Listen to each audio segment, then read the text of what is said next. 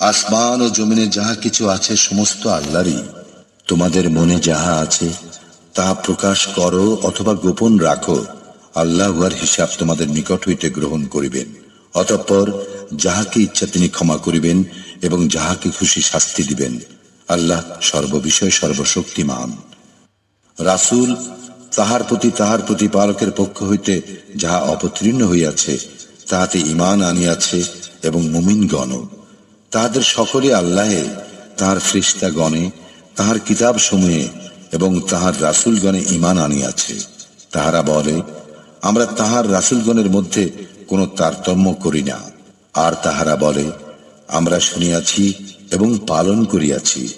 হে আমাদের প্রতিপালক, আমরা তোমার ক্ষমা চাই আর প্রত্যাবর্তন তোমারই নিকট।